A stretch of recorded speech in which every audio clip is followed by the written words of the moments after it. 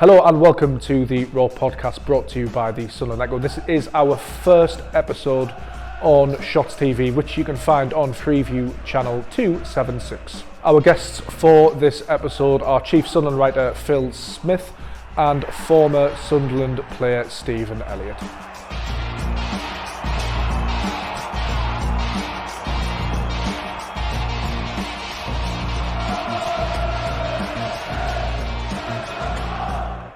Michael Beale's the new Sunderland manager, signed a 2.5-year contract at the club, coming in after he was sacked by Rangers Sleeves.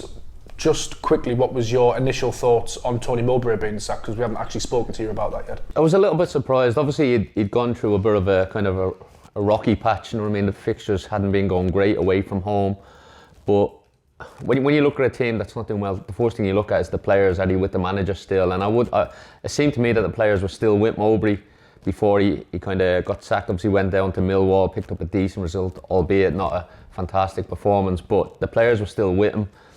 But I think a few of the things he said after that game made me think, you know what, things could be coming to a bit of a halt there. And so when he went, initial shock, yeah, because he'd done so well and he's so well liked, carried himself really well while he's been in charge of the club, both as a manager and in front of the media. And I think as a club ambassador, I think the club as a city as well, kind of felt proud to have him as the manager. So from that point of view, I was a little bit surprised, but I wasn't hugely shocked considering the way the club are looking going forward about obviously bringing young players into the club, trying to kind of go down that head coach route with the directors behind the scenes, bringing in players. So it wasn't a massive shock, although I was a little bit disappointed just because I enjoyed what he had done so far with a young group of players. No, absolutely. 3 points off the playoffs at the time of his sacking. You mentioned there possibly some of his utterances in the press. There seemed to be a little bit of a misalignment between what the board want, or what Christian Speak want, what Tony Mowbray was wanting. He was always sort of clear that he took the job knowing exactly what he got into, but they did seem to sort of grow apart, didn't they, the two sides, Mowbray and then people making the decisions. Yeah, and obviously you always hear little bits of kind of noises coming out saying, this could be his last game, things aren't as rosy as they seem, and I'm sure the club as well, behind the scenes, Speakman and co, are looking at the long-term development of the club and going forward. And again, when he goes, I think Mowbray, he's probably in his latter years in management. I still think he has a bit to offer, like at another club. I'm sure he won't be struggling for a job if he decides to go down that route. But yeah, it's no major surprise that the club are looking at probably bringing somebody a little bit of a younger manager in, so to speak, what they had done previously. So it was interesting to see who they were going to bring in, kind of building into that. We'll move on to Michael Beale. Obviously, he's installed as Sunderland's new head coach. Now, Phil, you wrote a piece on the Sunderland Echo detailing why Sunderland have picked Michael Beale. There seemed to be a little bit of a flirtation as well with Will Still and some other foreign coaches. But why is it Sunderland have appointed Michael Beale as head coach?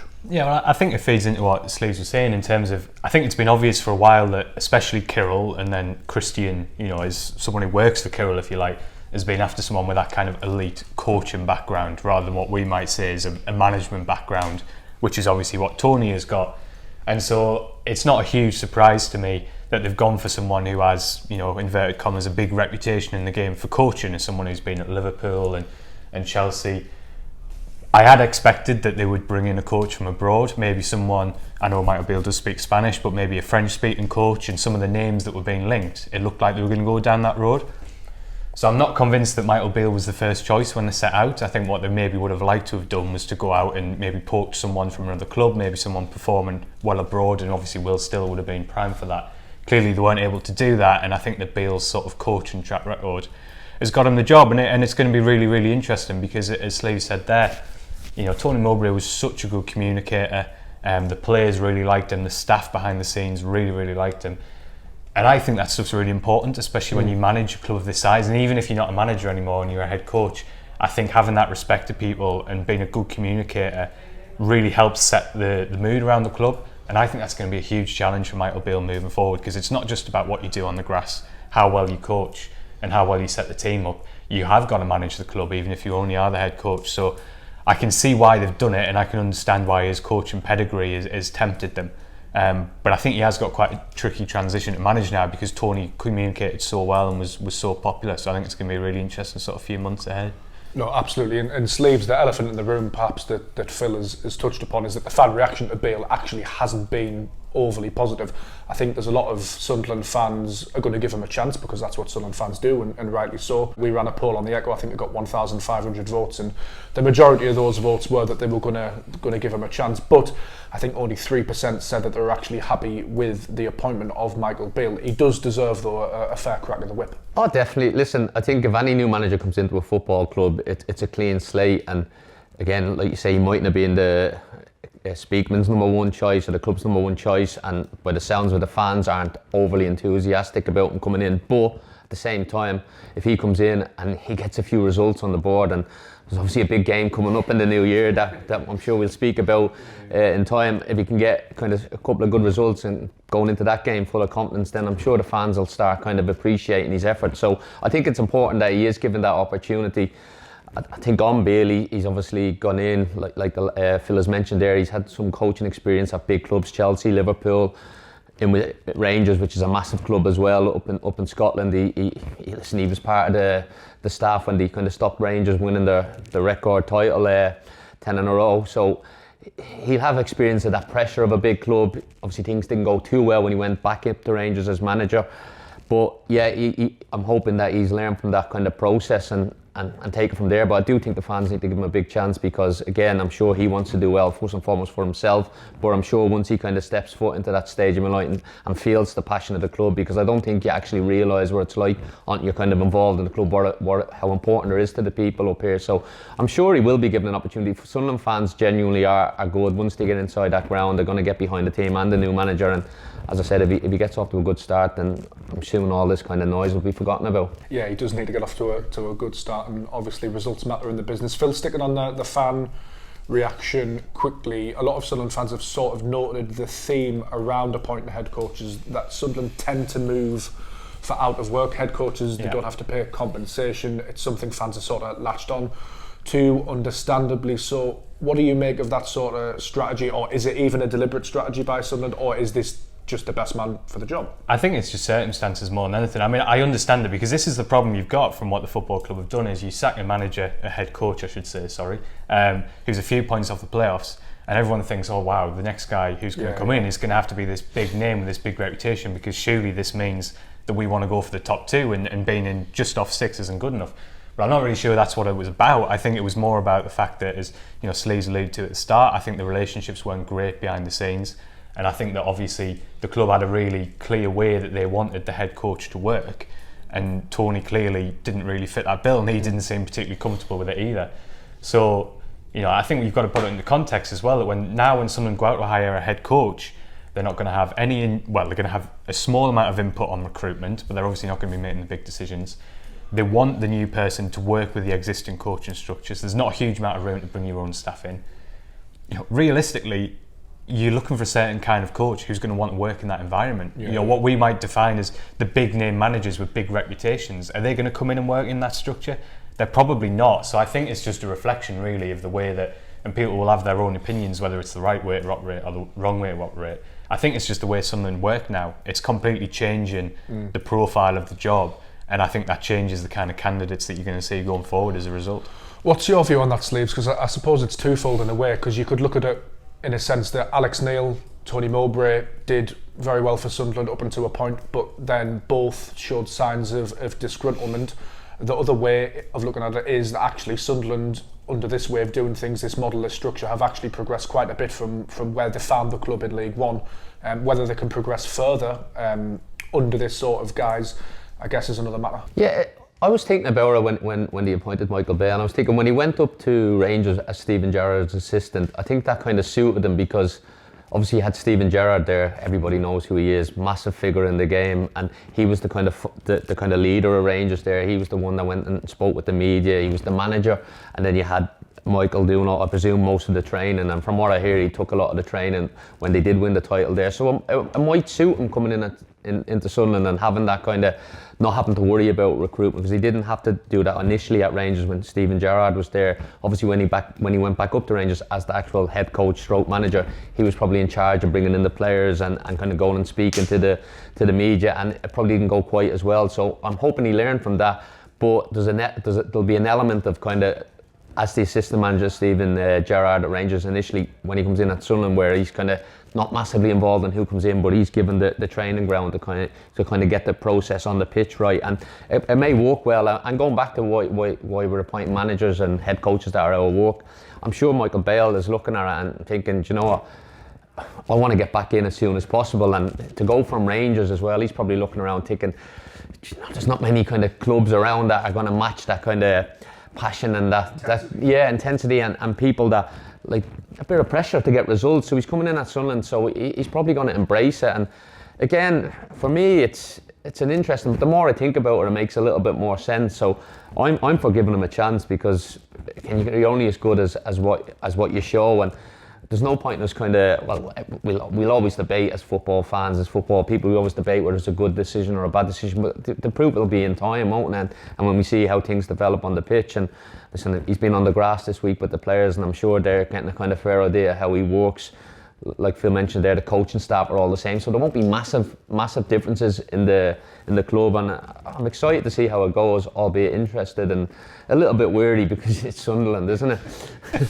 When it goes wrong, it goes wrong. So Sunderland have had a decent start to the season as we approach the new year, but it has been undermined slightly by a lack of form from strikers. Obviously they bought 4 in the summer. Sleeves, what have you made of those 4 strikers when you've seen them, and just that general situation around Sunderland, because it's something that's dogged Sunderland for a long time, and it's another issue that sort of really gets fans' backs up, and understandably so. Listen, the 4 lads you're speaking about have come in, the very inexperienced lads, so when you're bringing in young players, it's always a little bit of a risk. Do you hit the ground running, or do you kind of stagnate and take a little bit of time? Listen, I'm not against doing that, because I was fortunate enough as a young unknown striker when I came to the club 20 years ago, wherever it was.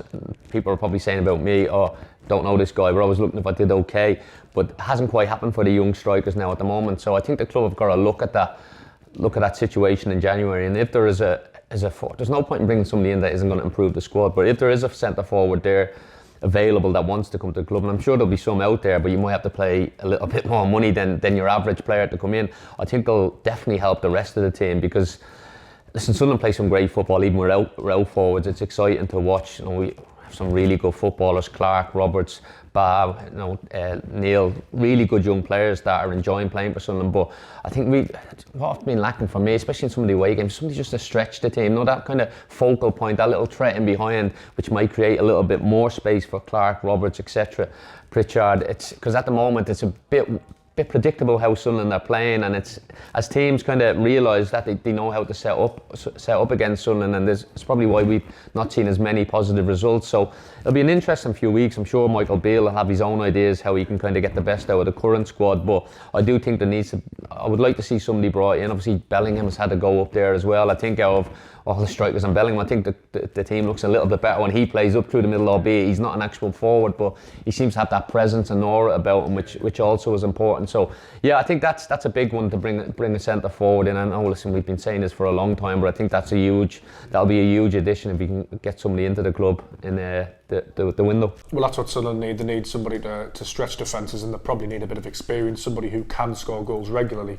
The question is, will Sunderland fans get that in January? Yeah, to be honest, obviously we've seen how Sunderland operate for quite a few windows now, and they don't strike me as they're going to change course from what they're doing, so it wouldn't really surprise me if we saw another young striker come in, because this have such a clear way about how they want to work.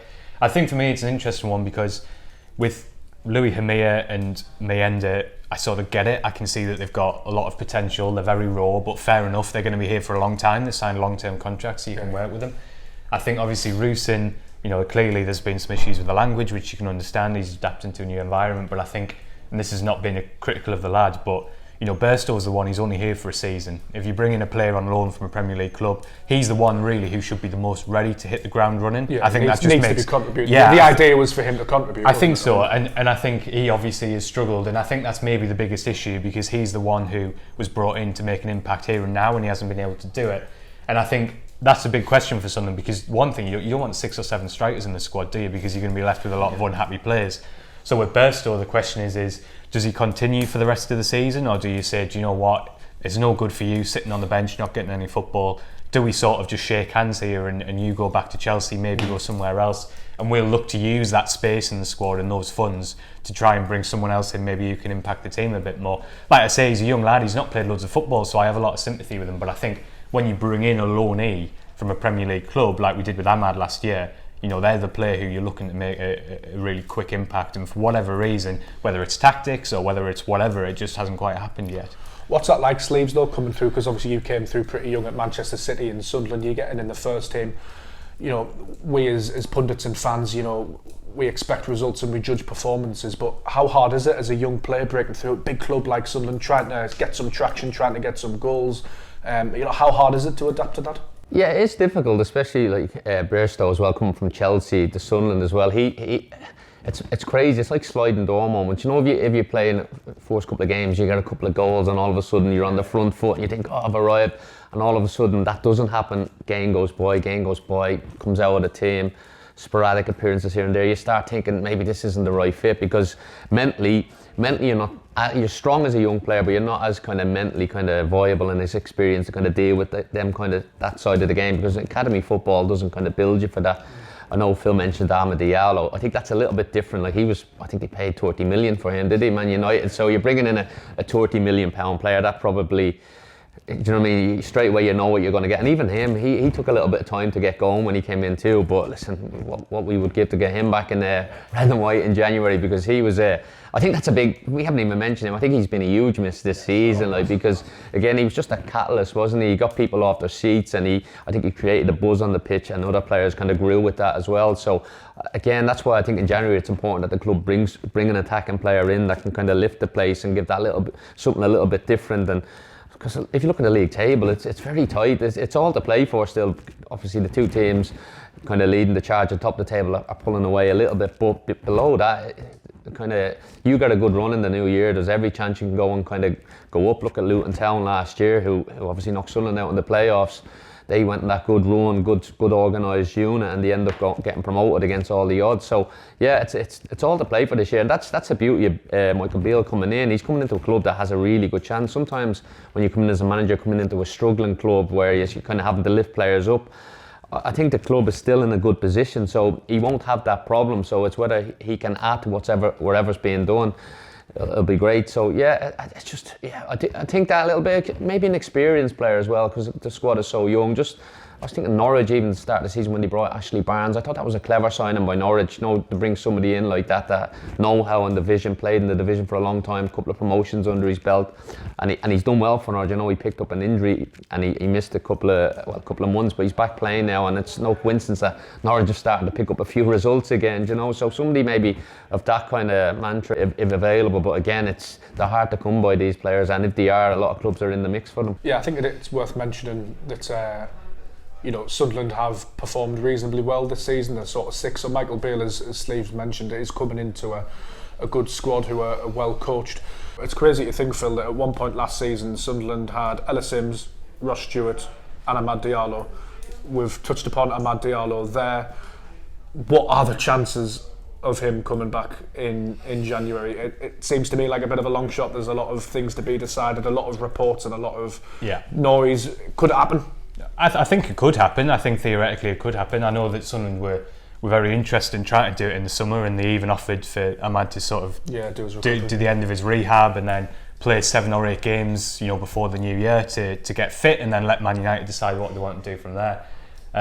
Listen, it depends. I mean, Amad's just returned to full training, isn't it? Which means he's got, you know, a period of probably about a month for Erik ten Hag to decide whether he's going to play a part in the second half of the season. And if he's not, then I think they will look to loan him out. It makes no sense for me, for Man United, to sell him now, because he's just come back from fitness. So they're not going to get the kind of fee, they're not going to recoup what they paid for him. So if he does go out on loan, I think Sunderland have got a chance, because everybody knows how much he loves it and how much he'd be happy to come back. It's obviously a question of finance. The only other thing I would throw into the mix as well, which hasn't been talked about much, is that there's a very good chance he's going to the African Cup of Nations next month. And obviously, you know, if you're looking at it, if you're signing a player on loan potentially for quite a lot of money who's going to be missing for 6 weeks, you're not actually going to see that much of him.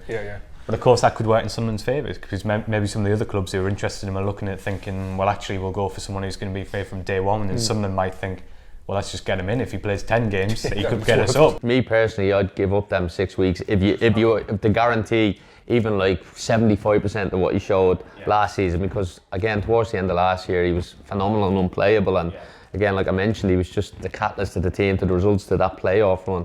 Go back to the game even at Preston at Deepdale, which was an unbelievable atmosphere. It was just him on the pitch. He scored that goal, and all of a sudden he's got that stardust. Yeah, he does. And again, if he is available, I don't know. If I was in the building at Sunderland, I'd probably get a few of the staff together, get in a van, and go down there and kidnap him, like, you know. So, but yeah, we'll see what happens. He's that good though, isn't he? That there will be Premier League interest, even regardless of the African Cup of Nations. Yeah, definitely. Listen, his quality speaks for itself, and I know people say, yeah, it was in the Championship and that, but I think if you watch him play the way he played, even in the games when he played against like the kind of Premier League against Fulham that time, he tore them to shreds, and that was a really good Premier League team. As you see now, they're flying this year in the Premier League. So yeah, it's again, there'll be a few players mentioned no doubt over the next few weeks and that. So again, it's not for us to decide who comes in, but Michael Beale, I'm sure, whether he'll have a massive say on things, I'm sure he'll have a little bit of input, that he might bring fresh ideas into the group that are already there that might make them think, you know, yeah, that's a good idea. So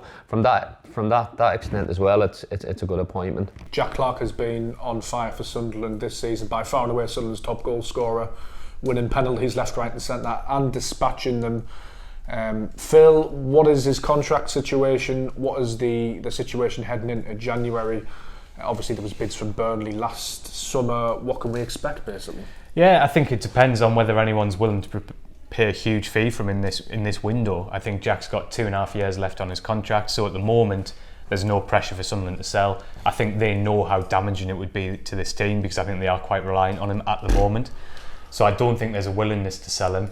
Obviously if someone comes in and puts 30 million on the table, 25 million, then I think they're going to have a really difficult decision. But my gut instinct at this moment is that I don't see Clarke going next month. I think the summer window, when he'll then have 2 years left on his contract and his value will probably be at its peak, I think if Sunderland aren't promoted, then I think they might find it quite difficult to keep hold of him. But I think for now, I think he's too important to this team to lose next month, unless it's the kind of money that you just can't turn down. Yeah, I don't think they could let him go in January, really. I think in terms of the fans, it would cause a massive backlash, and just in terms of Sunderland's season as well. You want Michael Beale to succeed, then he's going to need Jack Clarke. Yeah, definitely. Listen, I'll be very surprised if he goes. He's got a couple of years left, and he seems the thing as well as a football player. He's loved here, and he's, as a player, when you're really liked, you don't really want to move on. He may go somewhere, okay, money might come into the equation, and he might be given an offer that he can't refuse. He's had that experience of moving to a big club for big money. And that's what I was going to say. He's moved from down to Spurs at a young age, and he's kind of didn't quite work out in there. He's come back up, and he's found his feet now, and he's arrived, and he's loving life, it seems, as a Sunderland player. So I would be surprised if he moves on, like you boys have said, unless there's a massive amount of money that the club literally can't refuse, which probably could happen, but I'd be surprised if it does happen. I'd like to see him stay till the end of the season. I think as well, it'd be the best thing as a football player for him to do, because again, he's in the form of his career. He's still a really young boy, still learning a few things about the game, but if Sunderland lost him, it would be a disaster for me. Absolutely. New contract, any chance, do you think? Obviously there'll be some discussions. It seems to have sort of quietened down on that front. I think it's going to be very difficult, because as soon as Premier League clubs are putting bids in, they can offer a level of finance that right now is a long way above what Sunderland can.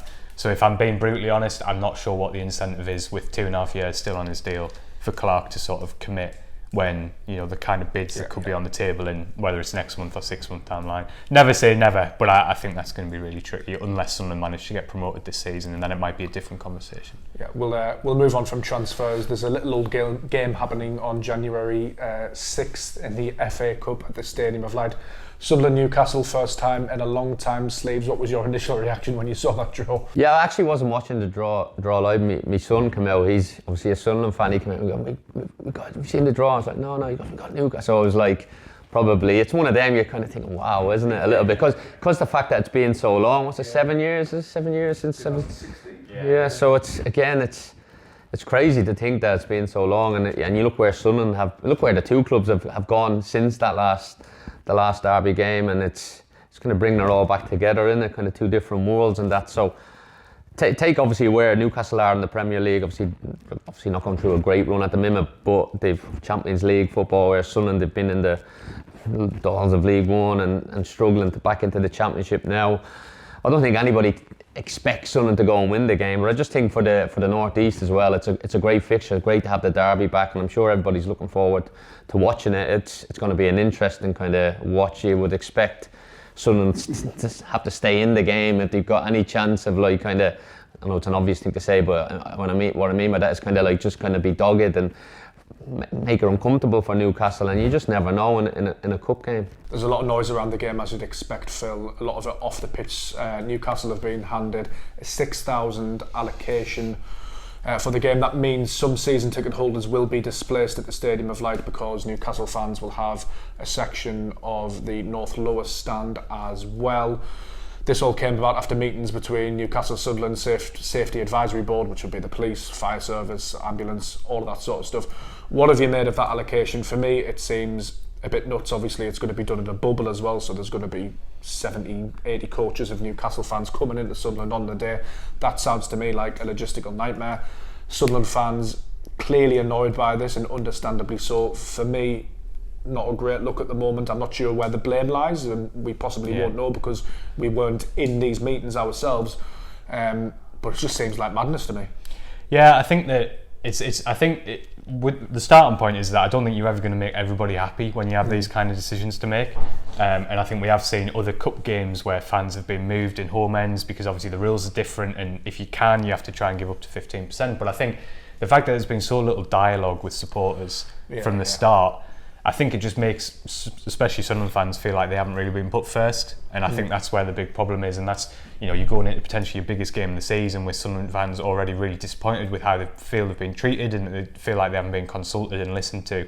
I think that's a really bad place for the club to be, and and I think getting 6,000 fans is obviously, it's good for the away supporters, and if there's a replay then Sunderland can take a lot of fans, but you have to wonder whether in the circumstances that they are with the bubble trip, is this actually what is best for fans to have a larger allocation in with these conditions? I'm not totally convinced it is, and I think you have to ask the question whether it's been done for the right reasons or whether you've been done because for both clubs it's financially lucrative. So I think the big misstep has been the dialogue. It's made it a potential tinderbox as well now, hasn't it? Because the strength of feeling around the game now from Sunderland fans was heightened anyway because it's Newcastle, but now because of this big allocation and Newcastle fans being in the lower bowl, and seemingly haven't got what they wanted, really, given the statements Newcastle fans groups put out about having a full allocation or close to it.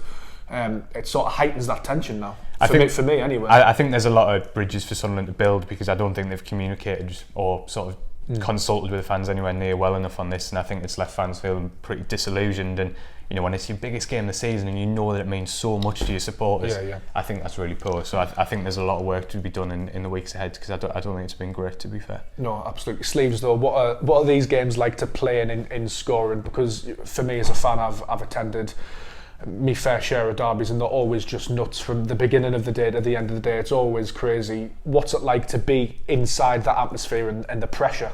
It's hard to put into words. Like obviously you kind of, I think the fact that this one as well, we've waited so long for it as well, it's made it even more intriguing. But as a player, you go into the game and you try and tell yourself it's just another game, but it's not. Especially the derby up here, there's pure hatred between the fans. Let's be honest, isn't it? So we're talking about a bubble there. It better be a solid steel bubble, But no, I think it's one of them. You just got to kind of get your head around the game plan. Again, listen, Newcastle are going to be coming to town. They're going to have.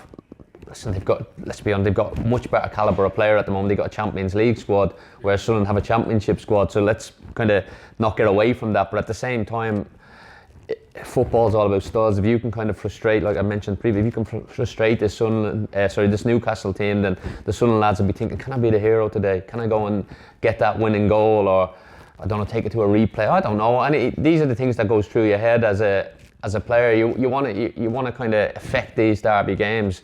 Again, obviously, I was lucky enough. We lost the game, but I scored a goal in the derby at the time. It was a bloody good one as well. Yeah, but you remember these moments for the rest of your career. When I played at derbies or other clubs, and they are a bit special. And I was fortunate to have good moments in even other derby games where it gives you an adrenaline rush that you can't really. It's a kind of out of body experience. So again, these players will be hoping, the likes of Clarke, Roberts will be thinking, I'm already like here. Can I go and kind of make myself a hero, because let's be honest, if somebody scores a winning goal in this game in January for Sunderland, they're never ever going to be forgotten about, no matter what happens, you know. So these are the kind of little triggers you have in your mind, but ultimately not getting away from the plan to kind of to try and beat Newcastle. But I'm sure Newcastle will be thinking the same. They're 7 years. They haven't. When was the last time they beat Sunderland? Do you know? Yeah, a long time. So I'm sure that'll be hammered into their players by both supporters, staff as well. Sunderland, I think, are unbeaten in 9 against Newcastle. Yeah, so it's a long time since Newcastle have beaten Sunderland, so they'll be fully aware of that in the Newcastle dressing room too. So on the reverse side of things, they'll be thinking the exact same thing. Let's go over there and kind of can they? So again, that's what makes a derby, but it's. Bar obviously the situation with the fans, which is spoken about, which is a little bit ludicrous when you think about it, but actually on the pitch on the match day, when you've got all them Newcastle fans there, and it'll generate an unbelievable occasion. And again, who doesn't want to play in them games as a football player? These lads that are at Sunderland probably won't have experienced anything like it before. Maybe Patrick Roberts, obviously playing up in the Old Firm derby, that's similar maybe, but other than that, you're looking around the Sunderland squad. It's going to be a new occasion for them. And I mentioned Luke O'Nien, like he's been around the club. This is probably the fixture that I actually thought of him when it came out, because he's been such a long servant to the club, and he's done really well through all the good times, and obviously the bad times as well. But he's grown with the club, and I'm sure he'll be kind of raring to go and leading from the front come the start of the game. Absolutely. If you're Michael Beale, Phil, and you've got this fixture coming up, you've just taken the job, are you thinking great opportunity to prove myself, or are you just thinking oh no, this is the deep end? Listen, right now I think he'll be looking at it thinking, he'll be well aware of what the reaction from the fans has been. He'll be well aware that he's not been particularly well received. There's doubts of what he's done at Rangers, so he'll be looking at thinking, what a chance I've got here to completely change the narrative and the way that the fans see me, because he'll know that if he wins that game, it's going to completely transform the way he's viewed. Oh, absolutely. So he should be looking at now thinking, that is a massive opportunity for me. I mean, but I'm sure deep down he knows as well that that's because, you know, with the quality that Newcastle have got, you know, they can win it in 30 seconds, you know. If you look at the way Di Canio's viewed among Sunderland fans, it's still, I would say, fondly, despite the fact that he was there for 5 minutes, but he still beat Newcastle in that first 3-0 game, and is a cult figure, isn't he? Despite really not doing much as a manager. I'm not sure I would call him a cult figure. The thing when you think about Di Canio at Sunderland, you think about him sliding on his knees, and you think the lack of tomato sauce, and do you know what I mean, when he banned the tomato sauce. But ultimately, you don't think of all the other games. You can't really, but that game, that's what derby games do. Like, it's well, supporters over time, they always remember that game because it means so much to them. Like the big derbies, like again Sunderland, Newcastle, I'm sure Celtic, Rangers. Again, I was looking to play Hearts, Hibs. They're the games that, you know, when I go back up to Edinburgh, even I speak with people, they remember the derby games. They don't. So as time passes by, you tend to forget about certain games. But the derby games stick, and the good times stick great. The bad times even stick longer, unfortunately. You know, so you kind of. It's a great opportunity for Sunderland, like, to go and make a massive statement. Well, I guess quickly as well, the FA Cup third round is always a little bit of a leveller, and the pressure, as you mentioned, in the Newcastle dressing room, they'll be aware of everything. They've had a little bit of a tough time as we speak. They've been knocked out the Champions League and the Carabao Cup. All of that comes into effect and can help sort of level the playing field a little bit, can't it? You would hope so, like. Now you would hope so. Like, there's obviously a gulf in quality, and like we mentioned, there's a gulf in quality, and that's nothing on the Sunderland players, and it's just the way it is. That's a matter of where the two clubs find themselves. But come the 6th of January, it's 11 players v 11 players. Can you go out there and make a name for yourself? And again, like we said, if I'm one of them players in that Sunderland dressing room, and if I'm in that starting 11, or even in the squad, you're thinking on the bench, oh come on, score the winner here. That's a life-changing thing in football terms. So it's a great chance for these Sunderland players to go and experience it there first and foremost, and then make a name for yourself, and even better. Absolutely. Gentlemen, thank you very much. A big thank you to our guests for this episode, Phil Smith and former Sunderland player Stephen Elliott, and a big thanks as well to the Fans Museum in Monk Weymouth, Sunderland, for hosting our podcast today.